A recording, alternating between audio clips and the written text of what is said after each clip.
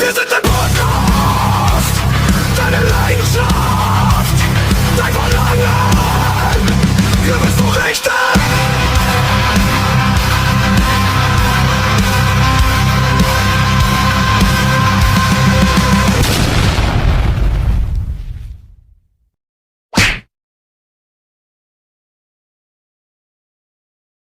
Servus Metalheads, hier seid ihr genau richtig bei Metal Talk, der Dummschwätzer. Und ich freue mich sehr, dass ich heute eine Band aus Bayern zu Gast habe, nämlich Entoria. Servus.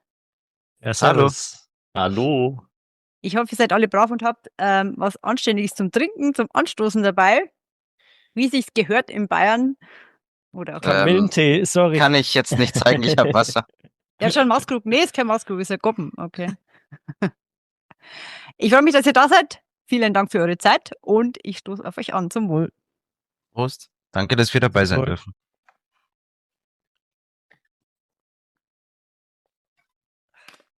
Entoria, wie der Name schon sagt, macht ihr Melodeath, aber auf Deutsch, muss man aber dazu sagen, gibt es nicht so oft, aber Gott sei Dank immer häufiger. Bisschen Black-influenced, schwere Riffs, epische Keyboards und natürlich Sven mit seinen brachialen Growls. Der ist halt nicht da, sonst wird man wahrscheinlich gar nichts mehr verstehen. Ich würde mal einsteigen, was mich interessiert, woher kommt der Name? Das darfst du sagen, Marco. Du bist länger in der Band. Das ist eine sehr gute Frage und auch eine Frage mit aktuellem Bezug, weil auf der kommenden EP, die diesen Sommer rauskommt, wird ein Song sein, der die Geschichte von der Figur Entoria ein bisschen erklärt. Also auch ein sehr aktueller Bezug. Aber grundsätzlich ist es eine Figur aus der römischen Mythologie. Keine besonders wichtige Figur, sag ich mal, oder eine Figur mit tiefgreifender Geschichte. Also es gibt eine ganz kurze Geschichte, die wir dann auch in dem Song verarbeiten. Aber ganz kurz zusammengefasst, sie war Geliebte des Gottes Saturnus, der ja bei den Griechen heißt der Kronos, also ist ja so der Gott der Erde. Und da hatten die so eine kurze Geschichte und da gab es dann auch ein dramatisches Gemetzel am Ende. Ich darf euch verraten, es ging unter anderem um Wein. Das passt ja eigentlich auch zu unserem lieben Sponsor im Radio, dem Tom von Metamorphose. Grüße gehen an dich natürlich hier auch raus, wenn wir schon mit einer Band hier sind. Und ja, dann sind wir mal gespannt, wenn es auf der neuen EP Thema ist. Dann wollen wir jetzt gar nicht zu viel verraten. Auf jeden Fall ein mythologischer Zusammenhang. Und was hat's dann mit dem Schlüssel auf sich? Weil der hat ja in der Geschichte eigentlich nichts verloren. Der Schlüssel in eurem Logo, sieht ja sehr cool aus. Warum der? Oh, da ist eigentlich die falsche Person hier nicht, also die richtige Person ist nicht anwesend, um das genauer zu Wer wäre erklären. das dann? Der nämlich Steff Steffs wahrscheinlich, Thema. oder? Mhm. Aber deswegen moderiere ich jetzt weiter. Armin, was hat's denn mit dem Schlüssel Der- auf sich? Du bist ja der- genauso lang in der Band wie ich. Genau. Ja, der Stefan hat mal der hat früher immer gesagt, das ist der Schlüssel zur Anderswelt, den immer jeder um seinen Hals hat. Und ganz am Anfang, beziehungsweise wenn ein neues Bandmitglied in die Band aufgenommen wurde, dann haben wir immer so eine Art Wort aus 3 Buchstaben gehabt, je nachdem, was für ein Instrument man spielt oder irgendeinen anderen Zusammenhang oder so. Bei mir war es BUM, glaube ich. Und man musste dann 3 Sachen essen beziehungsweise trinken, je nachdem, je nachdem, was halt den Leuten eingefallen ist. Keine Ahnung. Bei B Okay. zum Beispiel war es Ahoi Brause, also Brause. Dann U war, glaube ich, Uso. Oder nee, das schreibt man O. Oh, Du verzettelst oh, dich. ja. Du redest dich um Kopf und Kragen. Ich glaube, jetzt ist Ein der Armin auch Bacchanal war rausgeflogen, das dann oder? wahrscheinlich, oder? Es- Kannst du dir schon vorstellen, oh Gott. Es gab auf Wie jeden Fall auch das Brezen. passende Einweihungsritual, was Aha. Armin sagen wollte dazu. Okay. Und jeder hat dann immer einen Schlüssel bekommen. Also Nicht ich habe den- normalerweise in meine Shorts immer so eine Frage, was habt ihr irgendwelche Rituale vorm Auftritt oder so, aber das ist aber geil zum Einstand. Also apropos Einstand, nur damit ihr das mal so auf die Reihe bekommt. Marco, der jetzt hier kurzfristig und vielen Dank dafür noch dabei ist, ist Gründungsmitglied und auch Armin, der Schlagzeuger.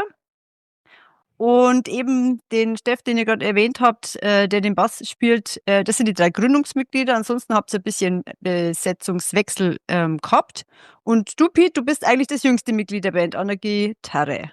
Genau, ich bin jetzt so fast 2,5 Jahre, aber mittlerweile auch schon da, oder? Ja, Die Zeit rennt. Die Zeit Genau. rennt. So ist es, genau. Auf jeden Es Fall kommt sind mir wir auch froh, dass wesentlich wir... länger vor jetzt schon. Echt, Ja, ja. bin schon ein Familienmitglied, ein vollwertiges geworden. Ein Crewmitglied, denn wir sind alle Teil des Schiffs. Teil Teil der Crew. Genau. Was also übrigens geht mal- mein erster Song war, den ich für Entoria geschrieben Echt? habe. Insofern Okay. witzig, Ja, dass der ist gleich einfach so durch die Decke geht, ja. ein Top-Song. Also den grölt ja alles mit und wenn dann alles nur am Boden sitzt und rudert nach Aim Amarth Art, das ist natürlich schön. Also wirklich ein geiler Song. Teil des Schiffs, Teil der Crew. Der geht ordentlich ins Ohr.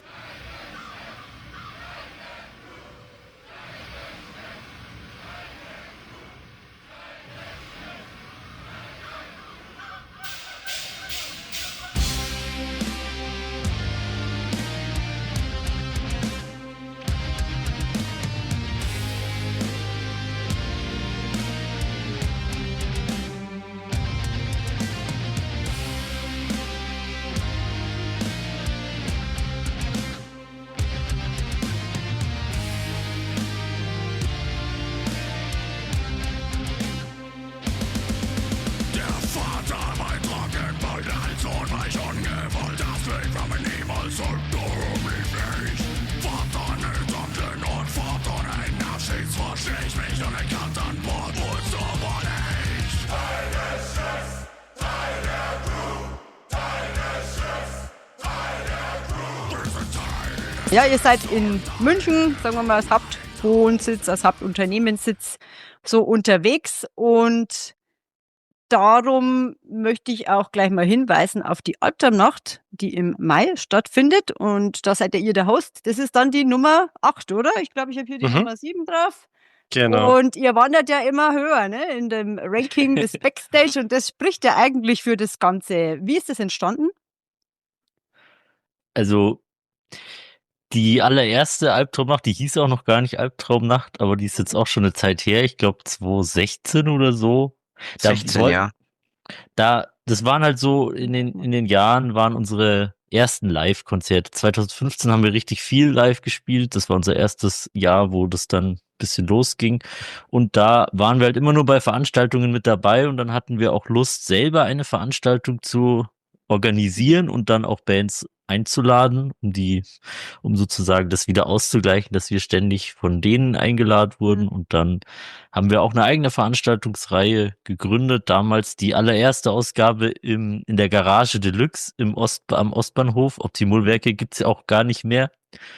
Und da war es dann 2, 3 Mal und dann haben die Optimolwerke ja geschlossen und dann sind wir zwangsweise ins Backstage umgezogen und dann war es ein paar Jahre im Backstage Club und ja, seit letztem Jahr war die Besucheranzahl groß genug, dass wir dann auch in die Halle upgraden konnten und jetzt sind wir dieses Jahr wieder in der Halle und wer weiß, vielleicht schaffen wir es ja, das 10-jährige Jubiläum dann im Werk zu machen, aber das dauert ja noch ein bisschen. Ja klar, wir machen ordentlich Promo für euch. Wer ist heuer mit dabei? Magst du es kurz erzählen? Genau, mit dabei sind Cold Silence, Pete's ehemalige Band. Hey. Die Ex. Ah, Genau. alles.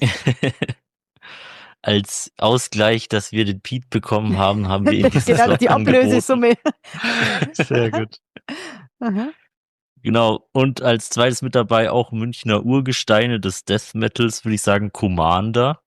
Mhm. Also auch schon ganz lange mit in der Szene und als kleiner Auswärtsgast Mahes, die Okay, die kenn ich. ägyptischen Black Metal mit an Bord Mhm. bringen.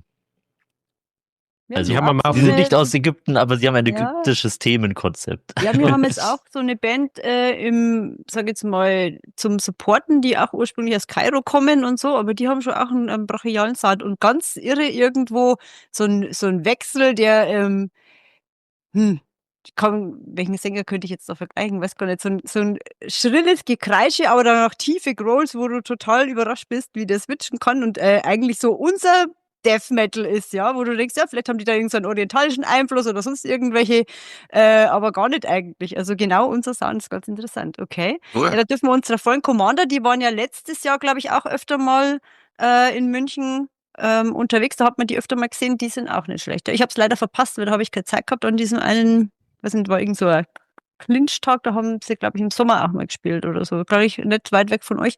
Also auf jeden Fall schreibt euch mal ins Terminbüchlein die Albtraumnacht, veranstaltet von Entoria im Backstage. Und das Ganze findet statt am 23. Mai. Da ist noch ein bisschen Zeit hin. Da könnt ihr schön alle anderen Termine wegschieben und den 23. Mai dann als Pin anpinnen. Sehr gut. Gesponsert von Metamorphose. Genau. Nicht Der Tom ist überall. Muss man schon Genau. sagen, ja. Genau. Mm, Eigentlich Ihr kann man habt- zum Line-Up von der Albtraumnacht noch sagen, es ist eigentlich recht ähnlich wie letztes Jahr. Es ist was Modernes im Metal mit dabei. Es ist was Brutales, sag ich mal, mit dabei und ein bisschen orientalischer Einfluss. Also Ja. Ja, ich bin auch ein Fan von guter Mischung. Also es muss nicht immer die, was habe ich letztes Mal gehabt? Insomnium zum Beispiel, das war halt einfach Melodeath Symphonik, bisschen, das war halt so die klare Linie durch oder so, aber ich bin auch sehr begeistert, wenn es komplett gemischt ist. Dann ist für jeden was dabei, dann ist die Bude auch voller, weil man dann eben das Publikum schön abdeckt. Also von dem her ein sehr guter Tipp für euch. Und es war ja letztes Jahr auch so, dass ihr da, lass mich überlegen, Gleichgewicht der Kräfte kam letztes Jahr kurz vor der Albtraumnacht im März, glaube ich, raus. Und heuer habt ihr jetzt mit Hemby von Public Grave schon eine Single released. Kommt noch mal was vor der Albtraumnacht oder lasst ihr uns dann warten und nachher kommt die EP? Wie habt ihr das vor? Es kommt tatsächlich noch was. Der Eidbrecher, so viel kann man wahrscheinlich schon sagen, oder? Ist das Top Secret, Marco? nee, wir haben es zwar noch nicht groß angekündigt, aber Ja. nur weil es sich ja selten lohnt, da groß davor drüber zu sprechen. Und der kommt sogar schon in 2 Wochen. Also am 28. Februar kommt die Hört, nächste hört. Single Okay. und die komplette EP wird dann erst nach der Albtraumnacht erscheinen. Mhm. Und ja, ich habe letztes Jahr das Vergnügen gehabt, eben auf der Albtraumnacht dabei gewesen zu sein. Da war dann Public Grave mit dabei, eben befreundete Band von Entoria und eben der Sänger von Public Grave. Der Hemby, der hat jetzt da eben mitgesungen, ein Feature mit Ausklang des Lebens. Ein tiefgründiger Song, ja, auch wenn er brachial rüberkommt. Und ich war auch auf der Albtraumnacht schon begeistert, weil da haben sie nämlich dann eben miteinander performt. Oben ohne Sven und Hemby war ein Augenschmaus für mich, vor allem weil ich ganz vorn war. Das Video geistert noch auf meinem Account rum, in Sepia gehalten. Also man sieht die Schweißperlen drinnen. Aber die beiden Stimmen harmonieren halt perfekt. Ja? Also das ist so richtig die Klangfarbe. Also da geht eigentlich nichts drüber. Das ist so richtig die Phalanx, wenn die miteinander singen. Gell? Also der Song, der hat mich damals schon begeistert und freue mich natürlich, dass der jetzt released ist. Streamt auf jeden Fall Ausklang des Lebens mit Hemby. Der ist jetzt am 17. Januar rausgekommen. Ihr habt ja eh schon einiges veröffentlicht, sagen wir mal über die Jahre, viele Singles. Ein Album hatten wir ja. Aschem in 2019, genau. Unser Debüt. Ja, und wenn ihr da irgendwie Interesse habt, dann geht auf jeden Fall mal auf die Homepage von Entoria. Da könnt ihr die einzelnen Bandmitglieder sehen. Warum brennen die Häuser am Anfang auf eurem Home? Ja, das passt ja noch damals zu dem Aschheim-Cover, zu dem Albumcover. Da ist ja eine brennende Stadt und der Name Aschheim soll ja auch irgendwie darauf anspielen, dass eine Stadt brennt. Deswegen brennen die Häuser da. Ja, sehr cool gemacht, die Homepage, ja. Und ihr könnt auch auf Bandcamp käuflich den guten Merch erwerben, den die Band zur Verfügung stellt. Schaut da auf jeden Fall mal vorbei. Und was ich auch sehr cool finde, sind eure Videos. Ihr habt auf YouTube einige Videos, die man sich anschauen kann und da sind viele Live-Videos dabei. Das ist so euer Ding, oder? Kommt da auch mal was anderes? Ich sage jetzt in Anführungsstrichen ein richtiges Musikvideo. Das, also, wir haben ja Live-Aufnahmen, wir haben auch 2 Lyric-Videos, wir haben auch schon 2, zum Sandmann und zum Albtraum haben wir auch schon 2 richtige Musikvideos gemacht. Das halt alles noch in Eigenregie so ein bisschen, einfach selber mal, dass wir uns halt irgendwo getroffen haben, das Ganze dann gefilmt haben und so. Und der Rest ist eher, dass wir immer sagen, wir schneiden es live mit, legen dann den Albumsound drüber dann hört man zum einen keine Verspieler, beziehungsweise es Verspieler? klingt halt dann, beziehungsweise es klingt halt auch einfach nochmal, weil manchmal ist ja der Live-Sound auch nicht immer der beste auf Aufnahmen oder so. Ja. Und man braucht halt schon gescheites Aufnahmeequipment und dann schneidet der Frank hauptsächlich immer von Bad Goat, da macht der Marco ja auch mit immer die ganzen Sachen zusammen und stellt uns das dann zur Verfügung. Ja. Also bei der kommenden EP werden auch mindestens 3 Videos veröffentlicht, eventuell sogar 4, aber das wird sich noch zeigen. Und da ist eigentlich jedes Musikvideo-Genre mit vertreten. Das Live-Video kam ja jetzt schon von Ausklang des Lebens. Dann ein klassisches Performance-Video wird noch kommen und dann wieder ein Lyric-Video. Und eventuell sogar auch ein Story-Video, was ja dann das letzte Musikvideo-Genre wäre, aber das ist aktuell noch in Planung und ich weiß nicht, ob es zeitlich sich ausgeht, aber es wird sich noch zeigen. Hört sich nach einem Plan an, einen guten Plan. Nicht schlecht. Was mich auch nur interessiert, ihr seid ja, also du Marco vor allem, bist ja Podcast-Kollege, eigentlich eher Gott, weil ich bin mir nicht sicher, ich habe schon die ganze Zeit überlegt, also als ich so in dieses ganze Dings da irgendwo rein bin und dann halt mal Podcast, ja, hast du früher auch nie was damit zu tun gehabt, also zumindest in dem Metal-Bereich und dann, also entweder wart es ihr oder es war Saltatio Mortis mit dem Med und Moshpit, waren wirklich meine ersten, die ich jemals gesehen habe oder gehört habe, besser gesagt. Also, weil ihr beide in der Flasche, ne, das ist so, da will ich jetzt auch die Erklärung natürlich dazu haben, warum ihr beide in der Flasche seid, aber das ist so eingebrannt im Kopf, ne, weil es halt so witzig ist irgendwo und halt eben, und Saltatio Mortis, also einer von den beiden war wirklich der erste Metal-Podcast, den ich jemals gehört habe, ja. Und ihr da habt fühl ja, ich also heute, mich geehrt. wir reden jetzt heute vom, wir zeichnen auf, 16. Februar ist gleich wieder was Neues rausgekommen. Eine Black Metal Band habe ich schon gesehen. Ich habe es aber nicht mehr anhören können. Seid auch fleißig. Ja, genau. Also wir haben ja, weiß ich gar nicht mehr, wann es war, aber wir hatten ja vor kurzem 3-jährigen Geburtstag, könnte man jetzt zurückrechnen. Also fast 4 Jahre. Genau, und aktuell machen wir aber nur noch im 2-Wochen-Rhythmus, weil es ansonsten zu stressig war. Wir haben aber schon sehr, sehr viele Folgen, haben jetzt knapp 170 Folgen. 170, Also 169 oder sowas heute, gell? ja, Ja, Respekt, ja. genau. Also kann man schon eine Menge anhören, wenn man Ja, ja. neu einsteigt. Ja, ihr habt ja auch so diesen Jahreswechsel-Podcast, der war dann eben mit Hembi, den könnt ihr euch mal anhören, der ist ziemlich witzig. Ich habe mir jetzt dann eben noch den vor heute nochmal angehört, um hier ein bisschen mich wieder einzustimmen. Man merkt halt einfach, ihr beide, ihr harmoniert halt perfekt miteinander. Ja, das ist einfach, wenn sich Leute kennen und da so miteinander reden und wirklich Themen haben, wo jeden interessieren und dann auch das Publikum interessieren, dann ist es ein guter Podcast. Also euch kann man wirklich von vorn bis hin zuhören, es wird nicht langweilig. Auch sehr zu empfehlen. Ja, ist hier kein Neid oder kein irgendwo Konkurrenzdenken oder so. Ein guter Podcast, ein witziger Podcast vor allem. Ja, wir versuchen immer nicht zu witzig zu sein, sondern trotzdem noch Ach irgendwie so, den ja dann. Metal-Kontext Der ist aufrechtzuerhalten. todernst. Weil wir schweifen gerne ab, ja, das passiert schnell. Ist Und aber ich auch glaube, gut. das hängt auch damit zusammen, dass Steff und ich uns jetzt echt schon ewig kennen, also über 10 Jahre auf jeden Fall.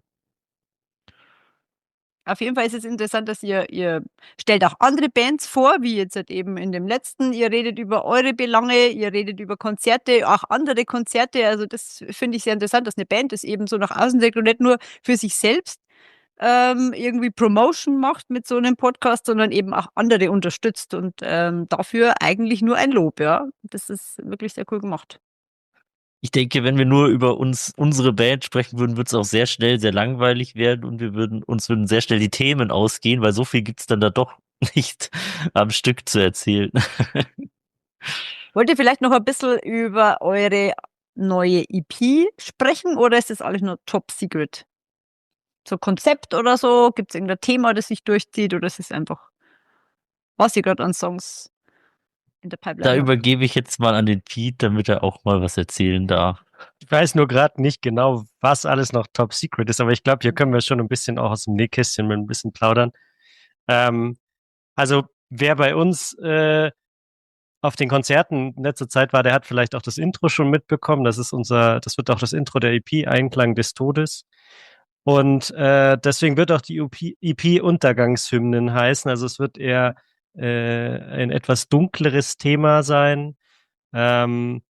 Und ja, also wir haben einen Song dabei, das ist die Nachtwandlerin, wurde auch mal live gespielt, aber ich glaube noch nicht allzu häufig. Der ist von Einmal, früheren, glaube ich, erst. der ist vom früheren Gitarristen noch geschrieben. Der Rest ist neu geschrieben. Das habe dann hauptsächlich ich gemacht, beziehungsweise textlich dann Steff und Sven. Es gibt auch einen sehr langen Song, sage ich jetzt mal, das mehr Svens Baby sein wird. Das kommt aber dann eben, wenn die EP dann rauskommt. Ähm, ja, ich weiß gar nicht, wie viel ich da noch sagen kann. Ich glaube, wir waren sehr experimentell. Also wenn man sich die alten Entoria-Songs anhört, ist das jetzt schon auch sehr experimentell. Wir haben einen Song, der stark, und damit meine ich jetzt noch nicht mal Ausklang des Lebens, aber wir haben einen Song, der sehr stark variiert zwischen sehr harten und sehr ruhigen Parts, und zwar teilweise sekündlich oder alle 5 Sekunden. Das ist dann ein Song, der kurz nach der Albtraumnacht dann wahrscheinlich released wird. Mit dem Eidbrecher, der in 2 Wochen kommt, haben wir einen absoluten Ohrwurm, glaube ich. Also zumindest ging es uns so in der Zeit, wo wir es aufgenommen haben. Wir haben diesen Song gar nicht mehr aus dem Kopf rausbekommen. Ausklang des Lebens hat auch so ein bisschen in Richtung Fade to Black, wie jetzt viele uns darauf hinweisen, oder auch so Insomnium, In Flames, Acoustic Vibes. Und mit dem letzten Song, dem Leichenkutscher, eben Svens Baby sozusagen, haben wir nochmal was ganz Experimentelles mit einem sehr langen Orgelsolo und ähnlichem. Also insofern schauen wir mal, was die Leute sagen. Ich könnte schon sein, dass wir einige abhängen, die sagen, die früheren Entoria haben mir besser gefallen, weil es ist, glaube ich, schon eine Änderung, die jetzt passiert. Aber ich sehe da durchaus auch eine positive Entwicklung. Und na klar, ich habe es ja selber auch geschrieben. Ja. Aber ich glaube, das ist auch vieles für die alten Entorianer dabei. Okay. Bin gespannt, wie es ankommt.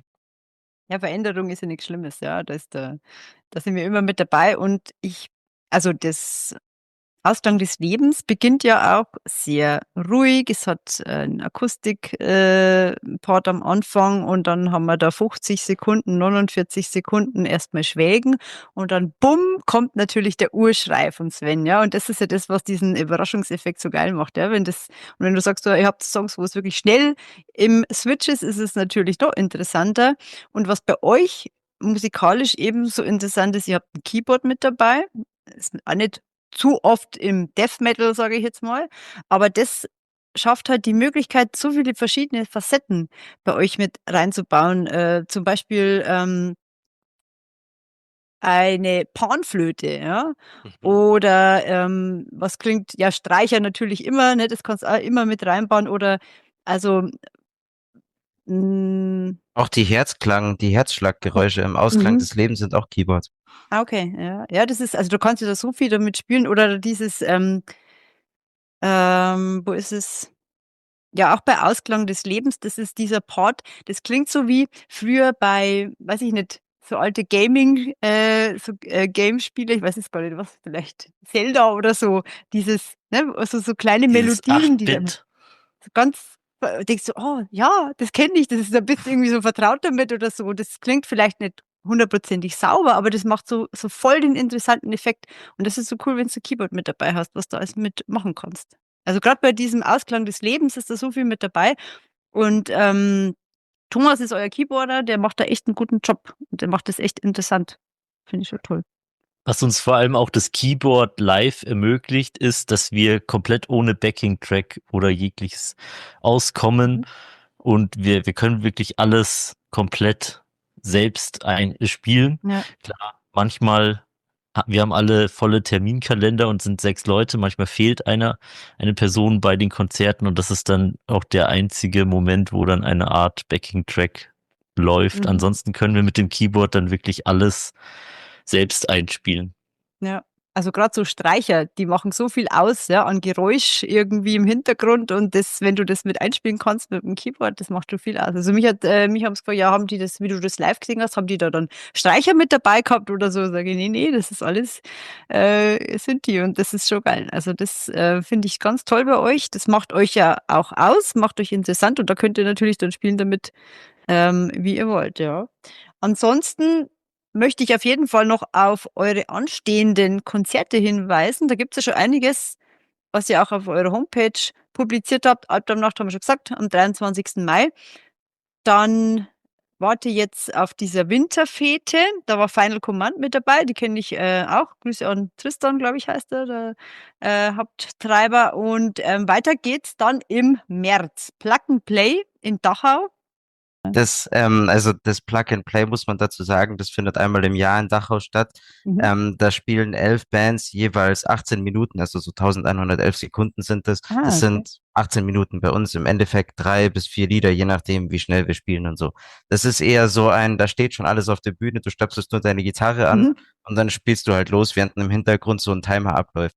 Und ich hab einfach mal aus Spaß letztes Jahr gefragt, was man machen muss, um da spielen zu dürfen. Dann Mhm. haben die gesagt, ja, einer von euch muss aus Dachau kommen, das ist mit mir gegeben, weil ich Ah, wohne ja in okay. Dachau, ich arbeite Mhm. auch in Dachau und denen muss die Musik gefallen und wir haben damit beide Kriterien erfüllt und dann haben sie mir tatsächlich ein paar Monate später geschrieben, dass wir dabei sind. Also Mhm. da spielt auch wieder alles so wie in Schrobenhausen, da spielt, glaube ich, so ein bisschen Alpenmusik, bisschen Folk, Jazz. Da Okay. ist eigentlich auch was für jeden dabei. Also das ist auch immer ganz witzig. Ich war da früher, als ich noch kleiner war, öfters. Aber dann habe ich es mal eine Zeit lang aus den Augen verloren durch den Metal und jetzt habe ich mir gedacht, ich frage einfach mal an, was man da tun muss. Das heißt, es ist so zum Präsentieren eigentlich auch gedacht, dass man sich irgendwie dem Publikum zeigt Mehr und oder dann vielleicht, weniger. Und naja. Mhm. also mir ging es eigentlich darum, ich habe mir eigentlich gar nichts davon erhofft von dem Ganzen. Ich wollte eigentlich nur mal, dass so eine Band wie wir in Dachau spielen, weil in Dachau gibt's sowas nicht. Also Ja, meiner Recherche nach sind wir dann die härteste Band, die jemals in Dachau gespielt hat. okay. Also ich glaube, das ist auch ein guter Moment, um sich wirklich so ein bisschen dem Mainstream zumindest mal zu zeigen. Also ich kenne sehr, sehr viele Leute auf meiner Arbeit beispielsweise oder auch in den Freundeskreisen, die jetzt überhaupt nichts mit Metal zu tun haben. Und viele davon gehen schon seit Jahren jährlich zum Plug and Play. Also Mhm. die Karten sind auch relativ schnell weg. Wenn man da einer Abendkasse erfolgreich sein will, dann muss man auch tatsächlich ein paar Stunden vorher da sein und dann am besten nochmal am Abend wiederkommen mit seinen Karten. Also es ist relativ häufig ausverkauft und Mhm. ja, bin gespannt, wie uns die Leute aufnehmen werden. Okay, ja, das hoffen wir natürlich auch. Dann habt ihr noch am 10. März, gleich danach, in Landshut einen Gig. Wie nennt sich das? Am 1. März BTBTM? ist Das das. ist der 1. März, Am genau. 1.? Okay. Also vorher, 7 Tage vorher. Mhm. Habe ich mir das Genau, falsch aufgenommen, Entschuldigung. auch das nächste Konzert, das ist von Macabre Demise, der Band, organisiert. Ich weiß tatsächlich auch nicht, was es mit dem Namen zu tun Mhm. hat. Es ist sehr kryptisch, aber es ist in Landshut in der Poschinger Villa. Okay. Und natürlich ganz wichtig für mich auch oder für die Leute, die hier oben sind, am 18. Juli spielt er dann auf dem Steinberg Festival. Da grüße ich jetzt mal meinen Siggi ganz lieb, der da oben alles in die Hand nimmt, damit es gut läuft und den ganzen Verein natürlich, der das organisiert. Die sind da ziemlich engagiert. Die haben letztes Jahr das Ganze mal groß aufgezogen, nachdem es am ersten Mal ein bisschen kleiner gehalten war. Das war letztes Jahr auch schon ganz ordentlich besucht und es soll natürlich heuer wachsen. Und wenn der Entoria rauffährt, dann soll natürlich ganz Bayern irgendwo mitgehen. Ne? Das wäre natürlich toll. Am 18. Juli in Hettstedt. Genau, und was haben wir denn noch? Am 20. September, Metal im Void. Wisst ihr überhaupt, dass wir uns hier voll zusammenreißen? Gell? Wir sind ja alle aus Bayern und wir könnten eigentlich Ja, ich den nicht, bin übelsten Aussie. Slang rüberhauen, aber ich muss mich halt zusammenreißen. Schlimm. Metal im Void in Schrobenhausen, haben wir gerade schon angesprochen. Das ist auch immer größer geworden, gell? Immer mehr gewachsen, immer beliebter. Sehr coole Sache. Ja, wobei sie sich jetzt schon seit ein paar Jahren dafür entschieden haben, nicht weiter zu wachsen. Also die sind jetzt, glaube ich, irgendwie so bei 600 irgendwas Tickets, 650 oder so um den Dreh und wollen jetzt aber nicht mehr weiter wachsen, weil es ja auch ein Verein ist, der das organisiert und es natürlich dann auch mit viel Arbeit verbunden ist, das noch größer werden zu lassen. Und ist auch jedes Jahr ausverkauft, also wer Ja. da noch hinfahren will, hat jetzt schon schlechte Karten. Das stimmt. Aber es ist besser, wenn man sich dann seine Tickets vorher schon gesichert hat, also als Festivalveranstalter, und dann kannst du da guten Gewissens da hantieren, als wenn du zittern musst und dann kurz vor Ende sagen musst, Leute, sorry, geht nicht. Haben wir in letzter Zeit häufiger. Darum freut mich das immer, wenn das gut geht. Genau. So, dann würde ich sagen, ihr dürft jetzt noch so eine Fragerunde hier mitmachen. Und zwar nennt sich das Ganze Doros Shorts. Ihr seht das hoffentlich. Das soll so eine Kurzfragerunde sein. Das heißt, ich stelle euch Fragen und ihr antwortet schnell und kurz. Wir machen das abwechselnd. Wir fangen an bei Pete. Den habe ich mir als erstes aufgeschrieben. Pete, Armin und dann Marco, weil du als letzter dazu gekommen bist. Und ihr dürft dann immer abwechselnd meine Fragen beantworten. Kurz und knackig. Willkommen bei Dorfschloss. Wir hoffen, ihr seid soweit. Wir kommen Dorfschloss. Das heißt jetzt Hosen runter und der Trottel Zeit. So, also, Doros Shorts. Schnelle Fragen, kurze Antworten an Entoria. Wir fangen an mit Pete. Wenn du ein Tier wärst, welches wärst du? Wolf. Warum? Ich habe einen Wolf als Tattoo auf meiner Brust und Den zeigen. ich denke, ich weiß nicht, ob man es sieht. Ja, das verschwimmt ein Dein bisschen. Mikrofon verdeckt alles. Muss Aber man es mich ist ein mal live Tattoo drauf. ansprechen. Es ist Es kein ist ein Dreck. Tattoo. Nein, genau. Und es ist einfach, Okay, also wenn cool. ich einen Tierbegleiter hätte, dann wäre es der Wolf. Schön. Ist auch ein schönes Tier, ja, muss man sagen. Mhm. Armin, wie gefällt dir die neue Linkin Park? Ich bin tatsächlich ehrlich, ich finde es gut, dass sie weitermachen, aber die alten Lieder mit Frau als Gesang sind nicht meins. Ja, bin ich bei dir. Ich bin bei den alten und nichts gegen Die neuen Sachen Sängerin sind und, gut, keine Frage, aber die alten Sachen sollten sie mit Frau, Hm, nichts gegen Frauen oder irgendwas, sondern nur um es klarzustellen. ja, okay. Marco, welcher Charakter in Herr der Ringe wärst du? Hm. Ich sag einfach Aragorn, der hat die beste Frisur. Okay. Sehr gut. Dann gehen wir wieder rüber zu Pete. Wo kauft ihr eure Gesichts- bzw. Körperbemalung? Amazon. Aber das sind meistens, ich glaube, Eulenspiegel oder so. Ja, das haben wir jetzt nämlich schon öfter gehabt. Bei der Band Meiste Nachtschatten, Firma. die haben das Gleiche gesagt. Ja, Amazon, nein, das war doch Eulenspiegel. Also hier haben wir, wenn jemand, ich sage jetzt mal, Corpse Paint in Anführungsstrichen braucht, dann bitte hier rüber switchen. Vielleicht können wir da irgendwie noch so einen Sponsoring-Vertrag machen. Habe ich nichts gegen. Mhm. Ja, wir brauchen auch immer Geld für Werbung. Also von dem her ist ja Vor allem eigentlich der jedem- Sven haut sich immer so viel Farbe ins Gesicht, dass der bräuchte wirklich ein Sponsoring. Aber wie ist denn das eigentlich, wenn man da schwitzt? Das ist doch auch scheiße, oder? Wie ist das mit so einem Zeug? Ja, man muss halt gute Farbe verwenden, dann bleibt die auch komplett dran. Dann ist es. Ja, Es ist okay. nur nervig, wenn man ins irgendwas juckt und man vergisst, dass man Schminke hat und man Ja. langt ins. Dann hat Ja, man dann das an der kommt Gitarre Kriegsschaden. und überall dran. Also, aber es Okay. geht schon. Also durch Schweiß allein rollt es nicht runter, sagen wir es mal so. Dann sind wir ja beruhigt, sehr gut.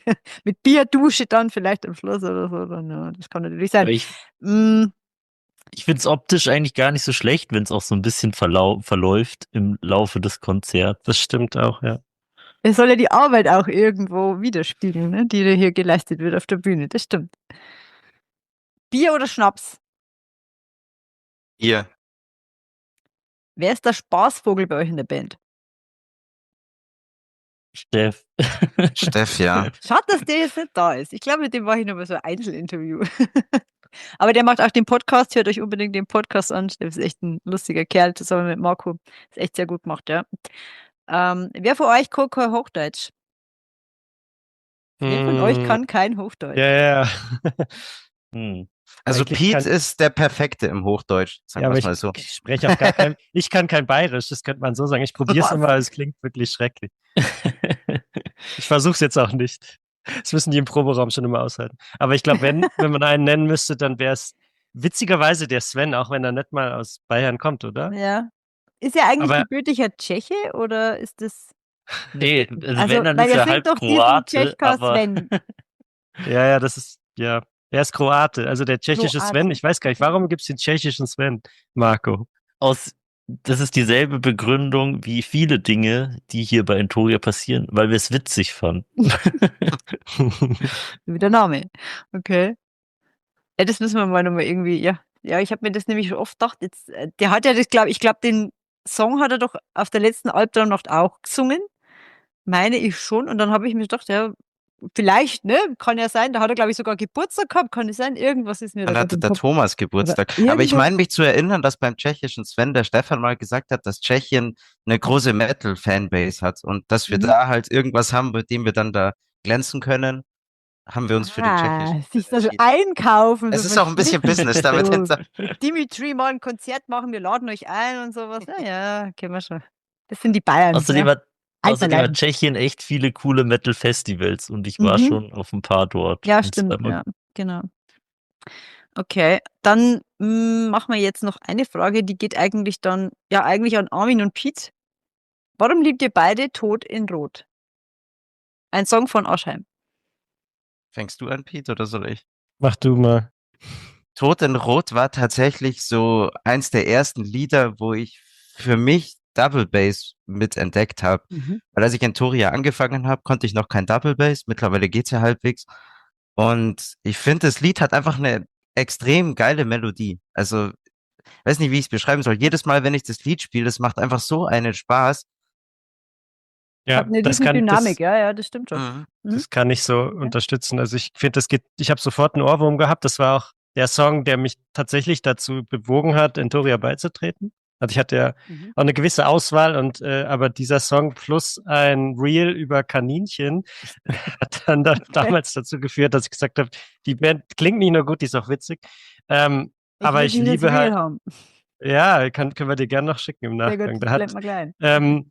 Da opfert sich der Steff den Kaninchen mit einer Karotte im Mund. Sehr, Was sehr liegt witzig. an, okay?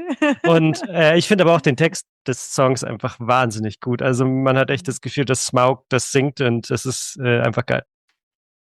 Das ist der Vorteil einer deutschen Band. Hört euch das unbedingt Ja. mal an.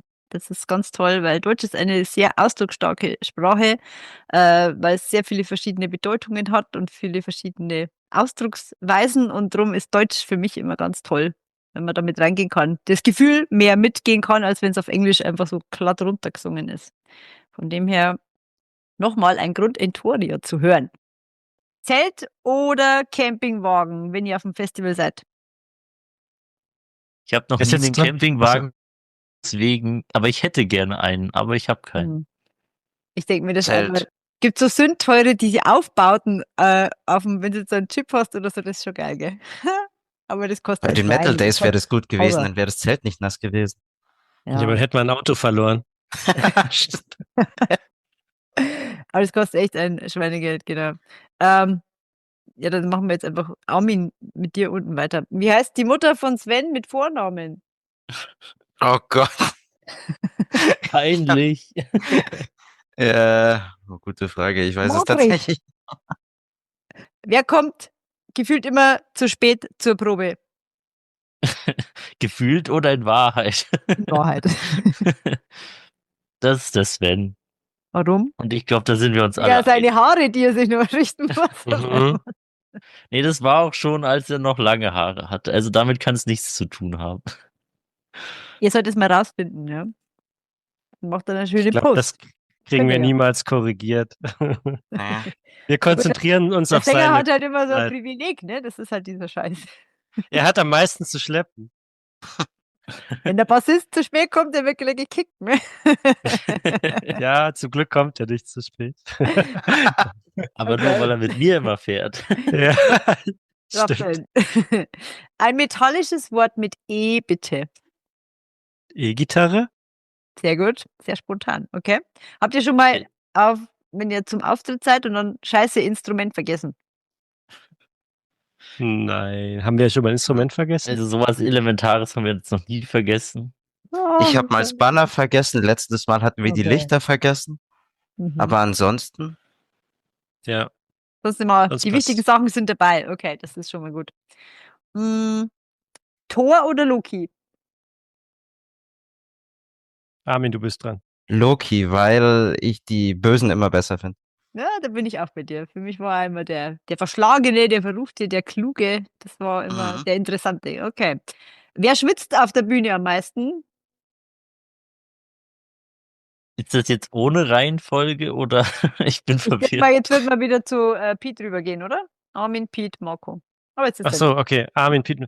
Ja, dann, ich würde sagen, Marco schwitzt am meisten. Aber ich weiß nicht. Kannst du mal testen nächstes Mal. Aber ich glaube, mit Sven ist ziemlich gleich auf.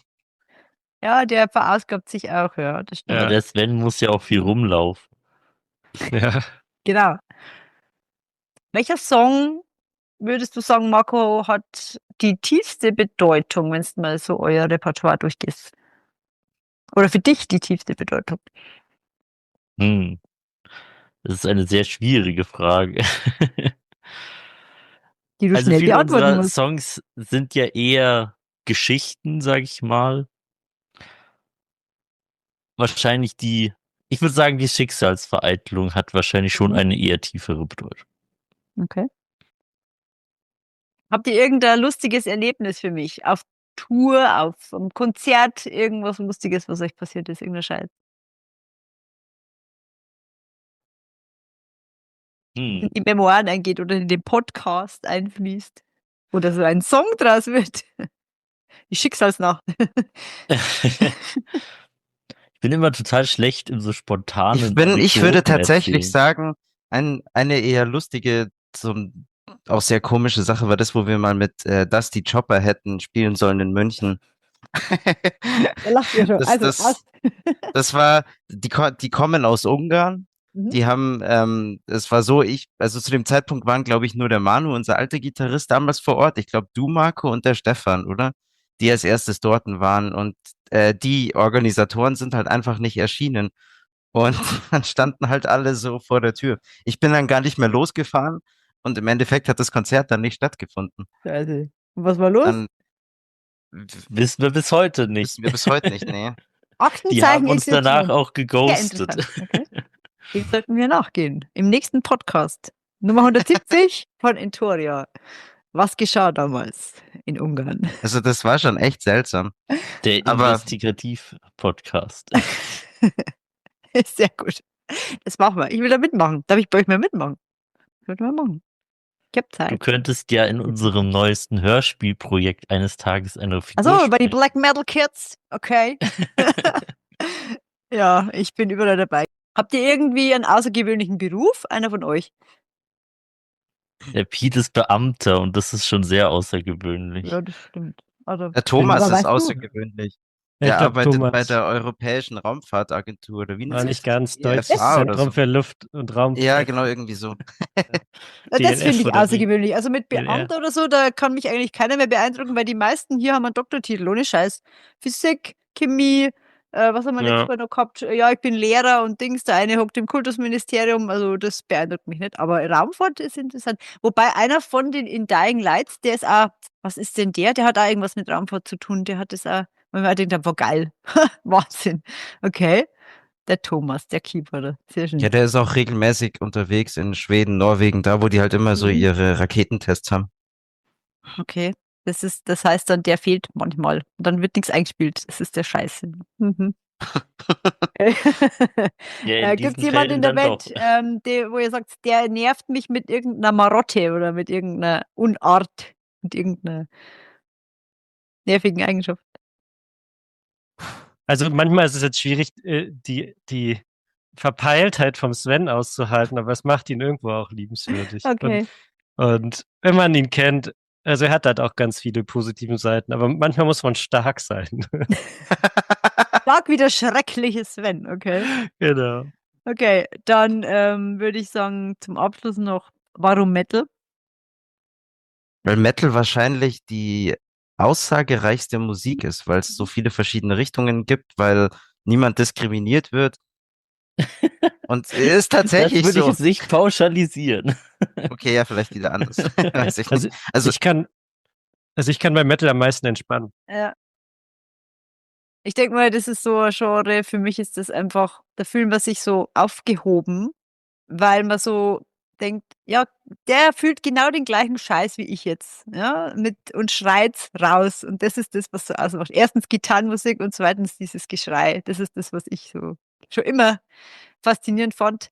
Der Schrei als Form der Ausdruckskraft eines Menschen. Der Säugling kommt schreiend zur Welt, ja, und das ist einfach das, worauf man hört, wenn man irgendwo ist. Und darum ist das für mich auch dieses Ding. Aber gebe ich dir voll recht, ja. Ich würde sagen, am Abschluss von unserem Interview gebe ich euch jetzt nochmal die Chance, die Gelegenheit, kurz und knapp auszuschweifen. Warum soll man euch hören? Warum sollen die Leute eure Sachen streamen, Merch kaufen, auf eure Konzerte gehen? Was macht euch aus? Vielleicht kann einer von euch noch mal kurz Werbung machen. Also das Merch sollte man am besten kaufen, wenn es einem sehr gut gefällt. Wir stellen auch nur Produkte her, die wir selber kaufen würden, weil wir ja quasi unsere eigene Zielgruppe sind. Wir machen das, was wir gut finden, für die Leute, die vielleicht ähnlich ticken wie wir selbst. Deswegen. Vor allem muss man- Mein Abschlusswort ist noch, kommt zur Albtraumnacht am 23. Mai. Armin. Vor allem muss man auch dazu sagen, sehr gut, der Schlüssel, wenn er hinten auf dem T-Shirt ist ein sehr gutes Erkennungsmerkmal für Leute, die man kennt. Das habe ich jetzt schon öfter gemerkt, dass man irgendjemanden in der Menge verloren hat und dann sieht man irgendwo diesen Schlüssel und danach, den kenne ich ja. Habt ihr auch, Ja, habt ihr auch Weiber-Merch? Muss ich mal gucken. teilweise er haben wir steht da noch hinten auf meinem Womens Outdoor-T-Shirt Größen. drauf, aber müssen wir mal schauen. Das Ding ist, ich glaube, bei den nächsten T-Shirts kaufen wir keine Frauengrößen mehr, weil auch die Frauen häufig einfach ein Unisex-Shirt kaufen insofern. Aber insofern kann ja jeder tragen. Also meine Freundin klaut auch regelmäßig meinen Entoria Hoodie, weil das tragen ja Frauen auch Hoodie sehr wär gerne. gut. Ja, vielleicht Insofern, leit's da nochmal sowas.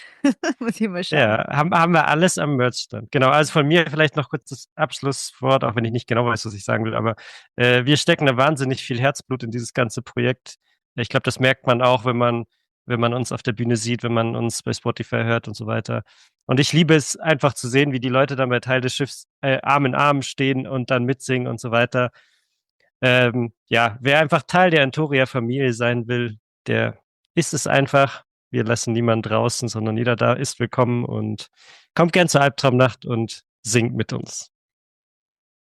Ich würde sagen, das machen wir. Ich kann es nur bestätigen, die Stimmung bei eurem Konzert ist wirklich Hammer. Da geht eigentlich nichts drüber. Wenn das Sven in die Menge hüpft und da mit in den Moshpit geht, was willst du mehr, ja, als Fan oder Zuhörer, wenn da die Band so abgeht. Da garantiere ich jetzt einfach mal gute Stimmung und ich hoffe, dass ich den einen oder anderen dann eben im Mai auf der Albtraumnacht von Entoria sehe. In diesem Sinne möchte ich mich bei euch bedanken, dass ihr euch so viel Zeit genommen habt für dieses Interview. Und ich wünsche euch, dass die Bude voll wird im Mai, für alle anderen Konzerte natürlich auch und vor allem, dass eure neue EP sehr gut angenommen wird. Und natürlich für die Zukunft alles Gute. Vielen Dank. Danke, dass wir dabei sein durften. Ja, Dankeschön. Macht es Danke gut. für die Einladung. Und ich wünsche euch noch einen schönen Abend. Jo, Servus. gleichfalls. Servus. Bis dann. Ciao.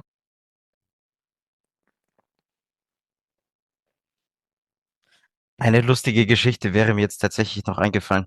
Erzähl. Von der allerersten Sommerbrise, wo wir gespielt haben, wo Nein, der das Sven ist so keine besoffen. gute Geschichte. Ich lass noch weiterlaufen.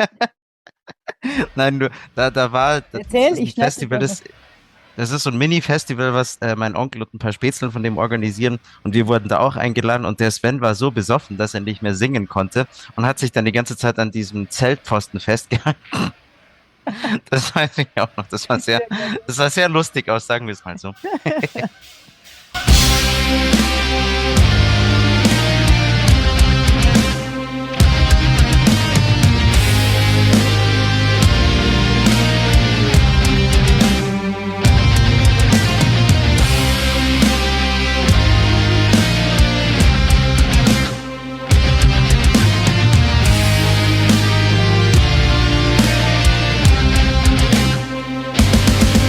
Der Vater bei Trockenbeul, als ungewollt, das Bild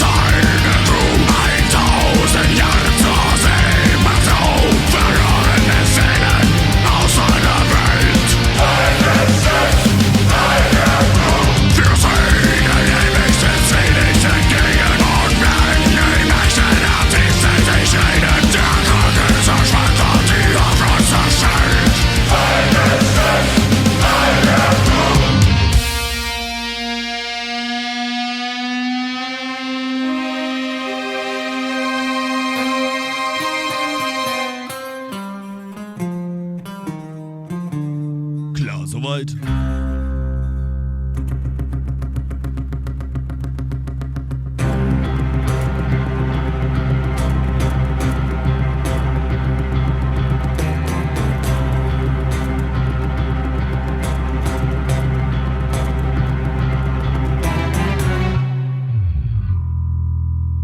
Vom Krähennest hör ich sie schreien. Wir müssen auf sein.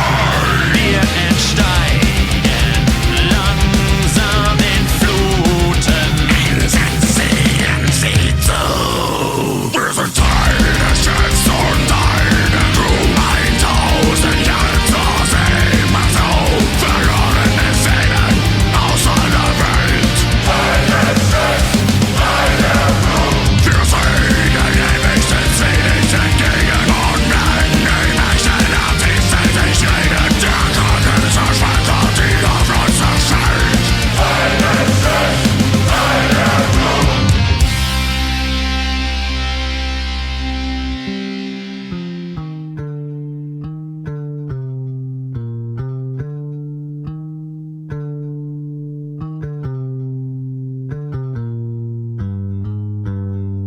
Verschiebe den Tag des jüngsten Gerichts und schließ einen Pakt mit dem endlosen Nichts. Bursche, du nahmst das Angebot an, bist nun Teil einer Mannschaft unter schwarzen Segeln. Dies war die letzte Chance aus dem Rattenloch heraus. Ich bin frei, nicht geknechtet, bin kein Sklave mehr. Das Leben als Lebender, als Seemann war ein Graus. Jedoch jetzt sollen sie hoffen, dass ich niemals wiederkehr. Doch was schert mich die Rache? Ich hab 20 Jahre an Bord und danach sage ich dem Meer für alle Zeit. Ich kauf mir an der Küste ne marode Spielunke und bin jeden Tag voll Rum und Wein, randvoll betrunken. Ich finde mir ein Liebesweib und für jedes Jahr auf See machen wir uns ein Kindchen, doch es bleibt das Ferneweh. Teil des Schiffs und Teil der Crew, wir weiden uns der letzten Ruhe. Verfluchte Seele für immer verdammt. Die Captain ewige Treue geben mir Folgen ihn mit seinem Bestreben, die Flut zu brechen, der uns verbannt. Eine Dekade auf See und nur ein Tag an Land. Die Aufgabe, die uns gegeben, die stoßen wir auf sicheren Pfade zu führen, ein ganzes Leben lang.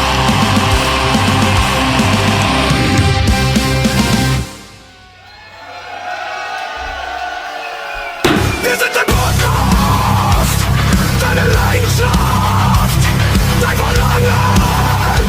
Hier bist du richtig.